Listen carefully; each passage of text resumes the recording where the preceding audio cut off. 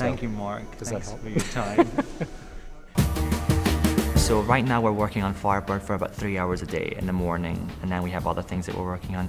But typically if you're doing a story ballet, that you're just working on that, and Mark will choreograph this in probably in a total of 5 weeks. So that's for 50 minutes, it's probably about 50 minutes long. That's a lot of work and a lot of bodies to place on stage and a story to tell and not a lot of time. So that's just a testament to how kind of great he is, you know. Well, we work from 9:30 until 5 every day, 5 or 6 days a week, and we take a ballet class to warm up from 9:30 until 11. Then it's work from 11:30 till 5. We're on our feet all day. Pretty hard, pretty intense.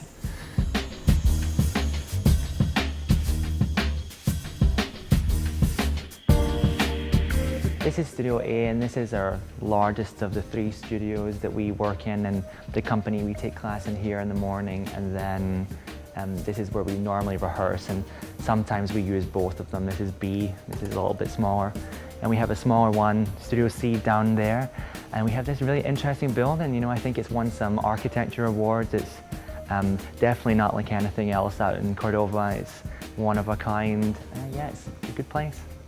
Hello, people of the wardrobe, you're on camera. This is the Ballet Memphis wardrobe department, and they're working on a lot of creations. And this is Bruce Bowie, our wardrobe director, and his team of fantastic ladies who make it all happen. What are you working on right now, Bruce? Right now we're working on a prototype for Firebird, which is right there. So we're working on a prototype for Mark's Firebird, which is the sketches right there, just to see logistically how it's all going to turn out and if it works okay while dancing. So it's not going to look like this, but the silhouette's going to look like that. Is it going to be red or orange? Gold and red. It's going to be nice. Yeah. And we're finishing up food. Connections food. Yeah.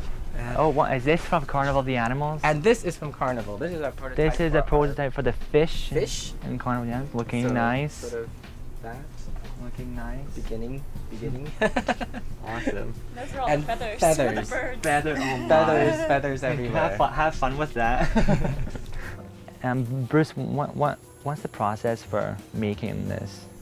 Well, we started off talking a lot Yeah. about character, you know, and trying to develop the character of what you wanted to come across on stage. And then me personally, it was a lot of researching and going and just finding resources that sort of Inspired you? inspired and it has that character Yeah, in yeah. it, and then just drawing off of that. So your show is more book research, Yeah. but Firebird, it was more of folk things, and a lot of ideas came from Mark's research about all the folk tales of Russian folk tales, and Jesus's piece is just a lot of fun. A lot of just fun. a lot of period research, you know. So it just comes from every which way. How much time will you spend working on these things? Oh gosh, we started A long time? a long time ago.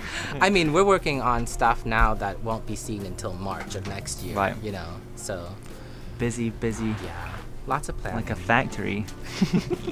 I love the people I work with. I mean, not very many of them are actually from Memphis, but I think that's what makes me stay here, because I have a family away. My real family live very far away. I haven't seen them in almost a year and a half.